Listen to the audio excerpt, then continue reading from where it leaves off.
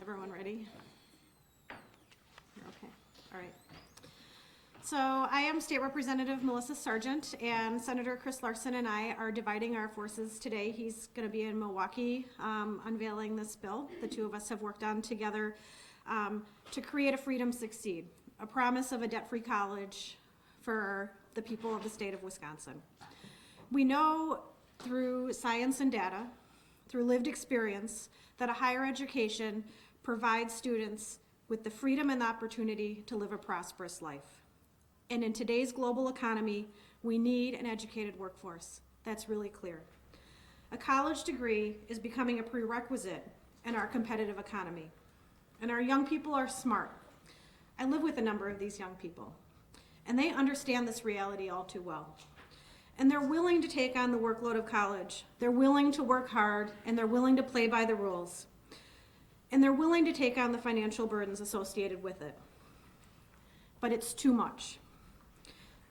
As the mother of two sons who are currently in high school, and two more that will be there far too soon, I fear for the difficult choices that they're having to make. Too many young people around Wisconsin see a path that has a fork in it, foregoing a higher education out of the fear of what that debt is going to do to them, or being left with a mountain of student loan debt, like an anchor tied to their ankles. It is completely counterproductive to our country's best interest and the state of Wisconsin's best interest to continue forward with the system that is tying the hands of our future generations. That's why today, Senator Larson and I are announcing a plan to bring debt-free college to Wisconsin. We call it the Wisconsin Promise. Let me be clear, frank, up front, this is not a handout. It's a hand up for our students who work hard and play by the rules. These students are going to have to maintain a GPA of 3.0 throughout their time in school. They're going to have to agree to stay in Wisconsin, to invest in our community, and work for 3 years in our state after they graduate. We can educate and prepare our young people, and we can address brain drain all at the same time. This gives the people of Wisconsin, our students, the freedom that does not currently exist in our student debt loan crisis reality. This provides our students with the freedom to afford that does not one of a life of luxury, but simply a path towards an education and the ability to live their lives, to pursue the American dream, that same dream that people have been able to do for many generations. When I went to school, I graduated with $3,000 in debt. I was able to work hard, I was able to play by the rules, and I was able to get forward. I was able to buy a house, buy a car, start a family without that fear. And too many young people are making really unfortunate choices. They want to be parents. They want to buy houses. They want to go out to dinner at restaurants. And they're not able to because of the student loan debt that is around their ankles. This bill, the Freedom to Succeed, is good for Wisconsin. Wisconsin has a deep and proud progressive history, and we've blazed a path on many issues across our country. And we're going to continue that with this bill. We've taken on big challenges in the past, and we have risen to them. And I don't expect that this is going to be any different. We must not stand idly by while our future course is diverted in crisis, a crisis that we can change. We can avoid it with debt-free college. Our state finances are about priorities, and I firmly believe that we must prioritize higher education just as much as we prioritize K-12. We should be putting just as much into our precious resources, our children, as we do into other things. The Wisconsin promises many things. It is a promise that each child that's born in Wisconsin will be educated from kindergarten until the day they put on that cap and gown and their family is there celebrating their accomplishments. The Wisconsin promise says that to the people of our state, that we do not accept that 70% of the students in our state are borrowing money to be able to go to college. And the Wisconsin promise says that an average debt of $29,000 is an unreasonable burden for the 22-year-olds that are graduating from college. We are better than this. We are a better society. We are better than a system that has everyday ordinary people paying off their student debt into their 70s. We are better than a system in which some will have to pass on their loans to their children when they die. We can turn the page and we can create something better. And I'm calling on my colleagues, and Senator Larson is calling on his colleagues in both the Assembly and the Senate to join us in supporting the Wisconsin Promise today. Thank you. I'm happy to answer questions. Is there a residency requirement for this bill? It's for in-state students, yes. So how long is the requirement that they be in-state before they If can they're apply qualified as in-state students. Okay.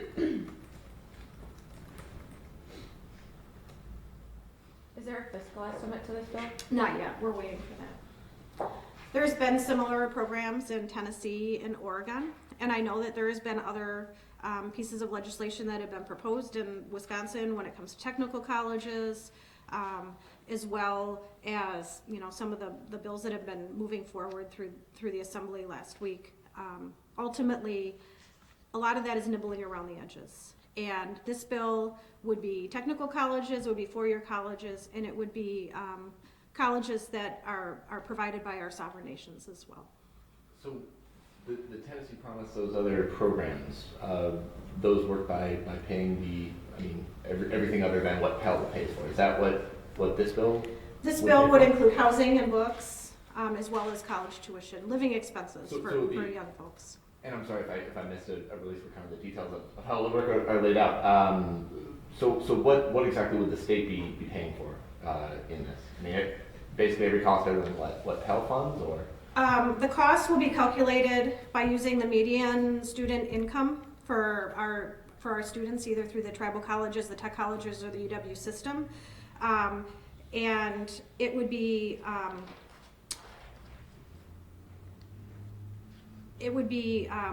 based on the Higher Education Aids Board grant system. Just to clarify what you just said, it would cover tuition, housing, and student fees? Tuition, fees, housing, and textbooks, so it would be wraparound. We know that there's more than just paying tuition that costs money for folks. And if students have other funding sources, like scholarships or things with this? That would be taken into consideration, yes, so that would bring down what it is that they're But they eligible would still be to. eligible for it? They would be eligible to it. Would students' families be expected to pay their expected family contribution? This would take that into consideration. So they would be expected to pay. Families would be expected to pay that. So I have a copy of the piece of legislation. I'm happy to share it with you at the end. Yeah, thanks. What's the LRB on the? So it's LRB 2860. And it's a grant, so if for some reason they decided to move out of college or out of Wisconsin, or they didn't complete their college career, or their grade point went down, then it would roll into a regular student loan debt, a student loans process, the way we currently have. You mentioned 3 years afterwards that they would have to remain in Wisconsin. Would that be a penalty if they decide to move out? If they moved out of Wisconsin, then it would revert back into a student loan as opposed to the grant program. Would that be prorated all for the years, like if they stay for 2 years? It's all or nothing. Okay. What about a student who graduates with a bachelor's degree and goes out of state for a graduate degree or out of state for medical school? What happens to those students? This program would be at graduation. They would be promising to work within Wisconsin. I think that's a good point. We should look into that. So they would be promising to work in? They would be promising to work in Wisconsin for 3 years, and there's a time limit. I have to look it up. I believe it's within 3 months they would be required to get a job in Wisconsin. What do you think is the most important difference between this and some of the other programs that have been proposed out there? I mean, Governor Walker's come up with a plan. Senator Hansen had a plan. What was this? Well, Senator Hansen and Representative Mason have a wonderful bill that addresses student loan debt and refinancing, and I am a firm supporter of that piece of legislation. We absolutely need to do something to allow folks to be able to refinance their student loans.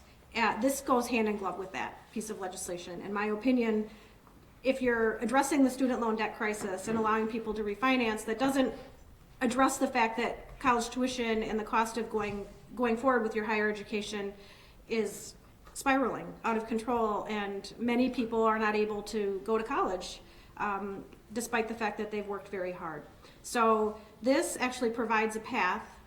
If you are committed, if you roll up your sleeves, if you work hard and you commit to the state of Wisconsin, we're going to take care of you because you're taking care of us. You're going to become part of our tax base. You're going to be bringing money back into the state.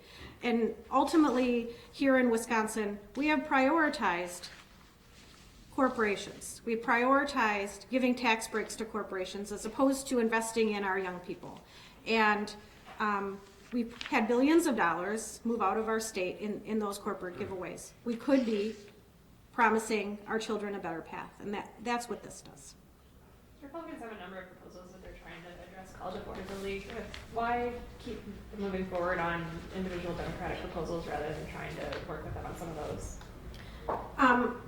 They are not interested in looking at amendments to the bills that they put forward. The Republicans have said this is what they're moving forward with, and they're not interested in having a conversation about beefing it up and actually making a difference in people's lives. It's a very limited program that they've proposed. This is something that is a promise to every child in the state of Wisconsin, that they know as they're going through school, whether they're going to go to a tech school, whether they're going to go to a four-year college, that they're going to be able to be taken care of. And they will then in turn be taking care of the state. They will become hard-working people, everyday ordinary people that are owning houses and paying taxes, playing by the rules, raising their kids here, investing in us because we invested in them. And I can't think of a better promise to be making to our future generations. Thank you. Thanks. Thank you.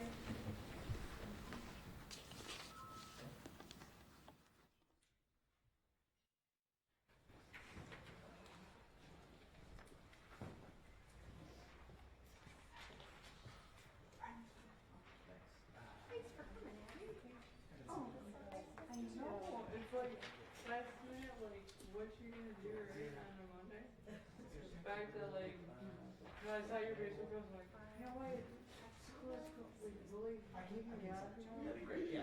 Alright, I'm gonna go there, like try to put some stuff together, like their team, or try to like figure The something out. reason why I'm asking all those details is that that's sort of That's me about, seeing that sort of thing, I'm trying to figure out kind of completely how similar it is to that. It's scary, isn't it? It's very scary. scary, but More than like, just tuition. Right, yeah, you don't realize, and I will, so you talk about college debt, but at the same time, it's even worse to get people to really think, like, I just don't think, like, as much as we stress about it, that would be the only thing that I would personally like add to this long time. Okay. Because obviously now we're gonna be all repetitive about trying to get in. So like, just say, if like it goes all over, if the bill does get passed, correct? So then, it's probably gonna be competitive for like an individual with disabilities, like, as much as it already is. Well, and the bill doesn't do anything necessarily about helping people get into college, so you still have to work hard, and you worked very hard to be able to get into college, right? But like, someone else who has more of a challenge with their disability, like autism or something, you can obviously tell that they're not gonna be as independent as I was, right? And say, hey, I wanna go on here. And we've got great programs like at Edgewood, don't we? We do, but it's. We need to expand those, don't we? We do. Yeah. So I guess like, how do you go about that? Yeah. You know what I'm saying? And I know that there's been some talk about how we expand those programs, and I wanna be part of that conversation. Yeah, So it's like, that would be like I'm awesome. sorry. Personally speaking, like, just really like, so like this whole chat about, you know, that people like, when we come like, you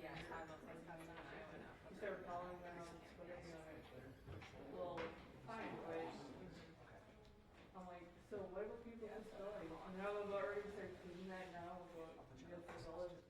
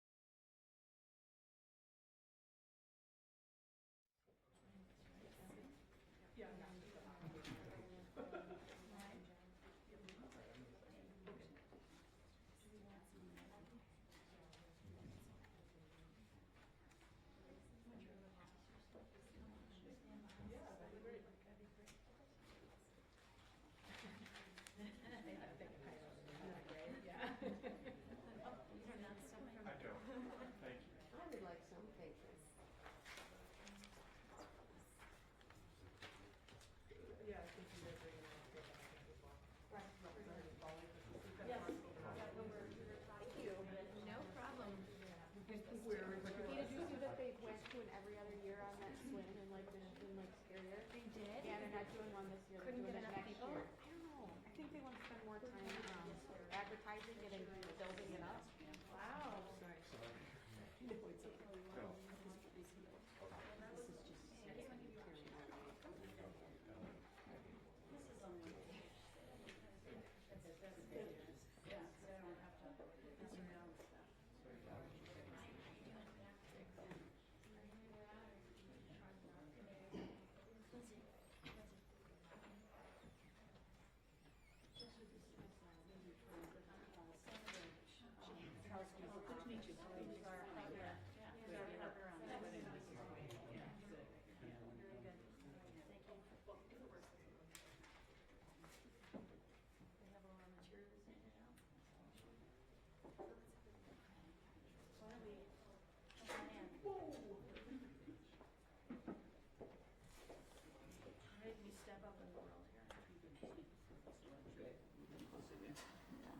Come on in. Just don't trip on what you One more behind you.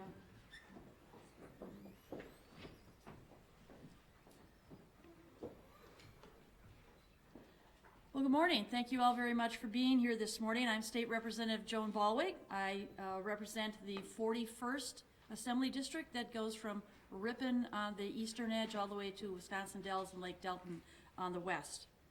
This morning I'm here to unveil the Sexual Assault Amnesty Bill. Under this bill, a victim of sexual assault would not be issued an underage drinking citation. This protection is extended to a bystander who is assisting the victim and is for any individual under the age of 21 across the state of Wisconsin. There are some troubling statistics around sexual assault regarding the low numbers of reported cases. According to the National Institute of Justice, fewer than 5% of rapes of college women are reported to law enforcement officials. The 2015 report on the AAU Campus Climate Survey on Sexual Assault and Sexual Misconduct also showed low reporting numbers for other forms of sexual assault. In that same report, nearly 75% of students who were victims of non-consensual sexual penetration by use of physical force had been consuming alcohol at the time of the assault. It's time that we do something to help the victims of sexual assault. This legislation will provide underage victims of sexual assault some peace of mind when deciding to come forward to report their assault. I'd like to bring first Wisconsin Attorney General Brad Schimmel up. The Department of Justice has been our partner in drafting this legislation, and I thank you and your office for that assistance. Attorney General. Thank you, Representative Ballwig. I'm just going to slide Yep, down. go right ahead. Victims of sex crimes already have a tough decision to make when deciding whether or not to involve law enforcement when they have been assaulted.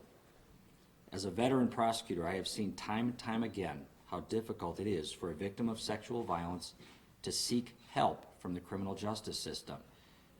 If they come forward, the path before them is usually very difficult. They may face invasive medical exams, embarrassing questions about their lives and their actions, and aggressive challenges to their credibility and character. They often find out that people they thought they could count on were not really friends.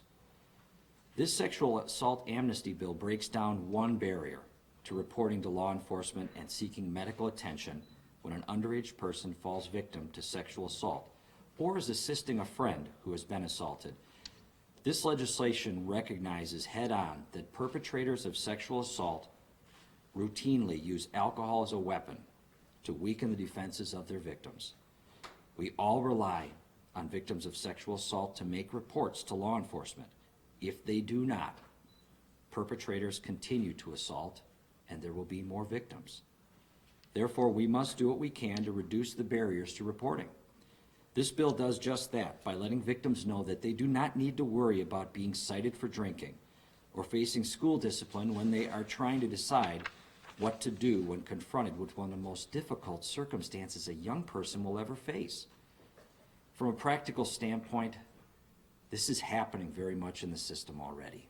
in our universities and in law enforcement. We very much are doing this, but we need to convey that message to victims that they can be confident. They don't need to worry about that. And the fear of consequences for drinking should never come in the way of a victim seeking help and being treated by medical professionals after a horrific crime like sexual assault. And we know that if a victim hesitates, it can be harder for law enforcement and medical professionals to gather the evidence necessary to search for the truth. I'm proud as Attorney General to work with University of Wisconsin-Madison Chancellor Rebecca Blank on important campus safety and justice issues.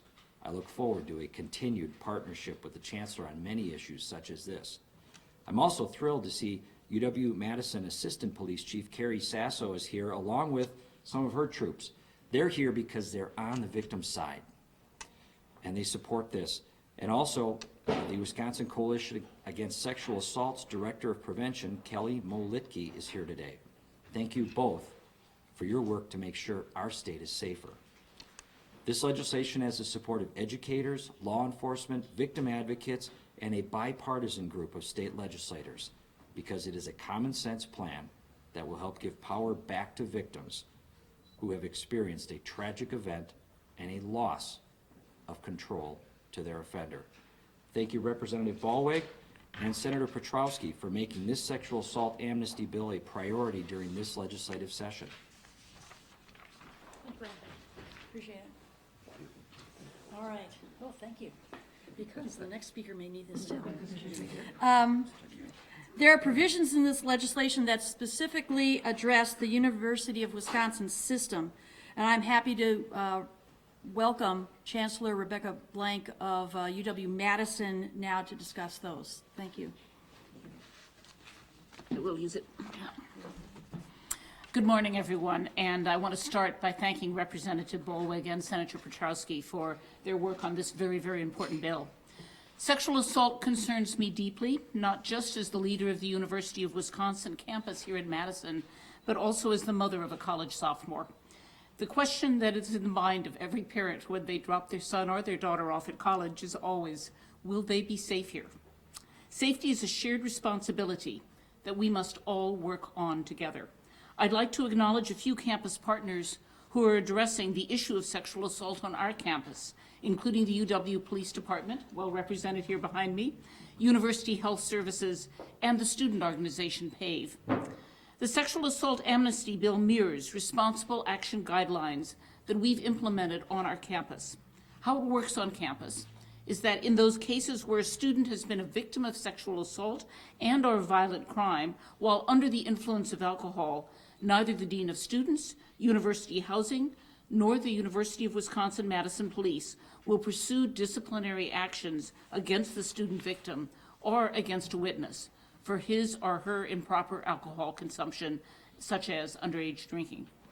When a student calls on behalf of an impaired individual, remains with that individual until assistance arrives, and fully cooperates with the emergency responders, the caller will not be subject to disciplinary actions from the Department of University Housing or citation by UW-Madison Police for drinking. Our data show students who experience a sexual assault or similar misconduct will often turn to a trusted peer for support. We want to encourage more people in our community to intervene when they observe someone in a potentially difficult situation and to feel they can report those incidents to the police or the Dean of Students without facing legal or campus discipline for alcohol use. Thank you again, Representative Baldwin, for your work. Thank you to the Attorney General for his support on this issue, and thank you to everyone for your attention to this important legislation. Thank you, Chancellor. Next, we would like to turn to the University of Wisconsin Police Department that has provided valuable input as we were drafting this legislation. Today, I'd like to thank UW Assistant Police Chief Carrie Sasso for joining us, along with her several of her other officers. Chief. Good morning. I'm Carrie Sasso, Assistant Chief at University of Wisconsin-Madison. On behalf of Chief Susan Reisling and everyone at UW-Madison Police Department, thank you, Representative Ballweg, for your important work on this bill. Sexual assault is a serious crime, and it's an issue we're taking on full force here at UW. In order to have better odds at stopping it, we need to do all we can to encourage survivors of sexual assault to come forward to report this crime. So we can do our jobs as law enforcement to hold the perpetrator accountable for their actions. We know there are factors that come into play when a survivor is deciding whether or not to come forward to police, to the university, to counselors, and report the crime. We know through surveys and in conversations with survivors that the fear of getting in trouble because of their own unlawful consumption of alcohol can be one of the barriers. As Chancellor Blank just mentioned, at UW-Madison, a victim of sexual assault and a cooperating bystander never face police or student disciplinary actions because of underage drinking. This is a bill that expands our current policy and practice at UW-Madison statewide, and that's a good thing. This is a bill that needs to become a reality for every underage survivor in our state. We need to take care of survivors of this awful crime, and we need them to make sure they know they're in a safe place when they come forward and talk to us. We need them to tell us and know they don't have to worry. Thank you. Thanks, Chief. Another partner as we developed this proposal was the Wisconsin Coalition Against Sexual Assault.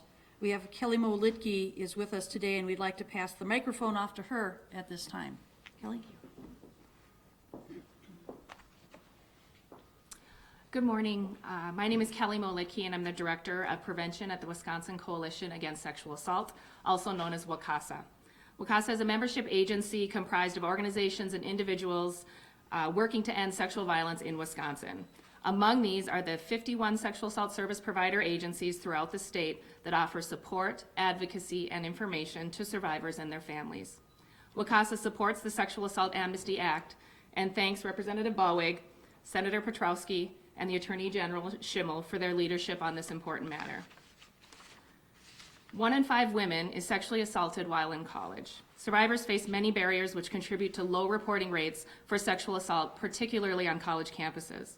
Students who were drinking at the time of the assault are hesitant to report the incidents due to fear of possible consequences for their conduct.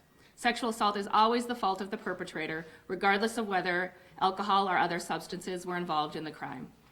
We must ensure that survivors have the full support of law enforcement and their community so they feel safe to report.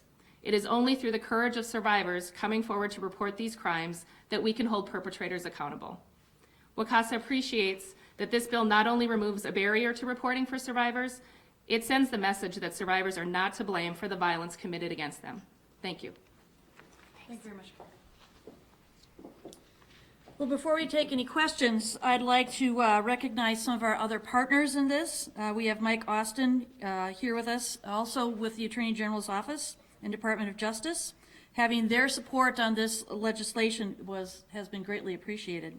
I also like to thank the Office of Senator Jerry Petrowski for his work and thank him for being the Senate author of this bill.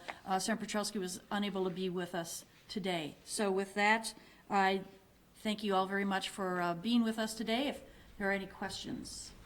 So are there specific instances on other UW campuses where survivors or others who report sexual assaults have been sanctioned by those campuses because of underage consumption? We are unaware of any current in talking with the Chancellor and with Attorney General Schimmel. This is understood to be the process across most jurisdictions of Wisconsin, but by doing this particular legislation, we're making sure that we have the force of law to make sure that there will not be any citations in those kinds of situations. Sure, go ahead. We have come a long way as a state in our universities and our law enforcement to have a much more compassionate and sensible approach when victims come forward. The problem is they're told when they start at school or wherever they're told if you drink under 21, police are going to cite you. You can have discipline and other consequences in your education. A big part of this is conveying to them the message that we're not going to worry about those little things. They are so insignificant compared to the more serious issues. So this is about giving them confidence that they can come forward And we're not gonna look for some reason to get them in trouble. How long has the policy been in place on the Madison campus? As long as I've been there, but I will ask the assistant chief. It's been a practice of ours for quite a long time. However, I would say 5 years or so. Are there any, can you point to an increase in reported sexual assaults since the policy went into effect? We have had increase over the last several years. However, we've also been doing some other programs as well. So we're trying to remove as many barriers as possible for reporting this crime. So will this lead to then a change in how this is presented on campus? Those orientation, things that the Attorney General is talking about. Do you expect to make a change there? So we have been, we have been trying to increase our communication with people about the importance of reporting sexual assault, about the importance of protecting your friends, of helping them if you see them in a difficult situation, and we're rolling out a number of things on this. We have been telling them that, if you are drinking but are helping a friend, we will focus on the sexual assault issue and not on the drinking issue. But I think being able to say, look, under the law of Wisconsin, this is, this is not just our practice, but this is the law, does have a certain depth of convincingness to it that doesn't exist when we just say, well, in general, won't do that. I believe I heard Councilor Lang mention, so it's not just sexual assault that this would apply to, the possibility that other violent crimes as well? This bill just addresses the issue of sexual assault. The UW-Madison policy is, what's the proper term you use? Violent crime? Correct. Victims of violent crime is something that is in place on the UW-Madison campus, but this bill only addresses victims of sexual assault. Do you have a sense of, I know we're getting close to the end of this session. Is this something that you're looking to get done before? Absolutely. This is actually a concept that isn't new. It's a concept that I've been working on now. This is the third term. We've been working very closely with the Attorney General's office to get this right. That's what has caused a little bit of a delay, but we've been very diligently talking to everyone that we would expect to be partners, like the Sexual Assault Coalition, the Police Chiefs Association, the UW-Madison Police Chiefs. So we believe that we have this on a good path. We're hoping to get a expedited public hearing and get this out this year. I think Senator Petrosky in the Senate will prove to be a very valuable partner in getting this accomplished. Would immunity only apply to the actual victim of the assault, or any of the if you're with a friend or a friend, or someone's...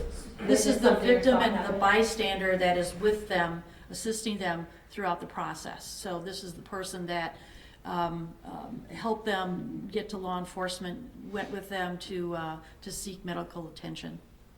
Going back to the previous question about this applying just to sexual assault, the reason that we are doing this just with sexual assault, because there is no other crime that goes so underreported as sexual assault.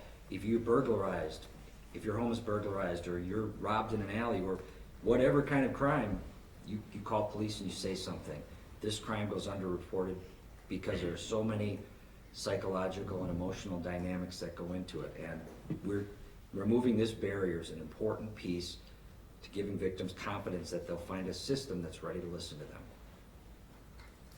Any other questions? For someone with UW Police, I can recall a couple of years ago there was a fairly similar kind of Good Samaritan proposal that came forward in regards to drinking that UW Police opposed.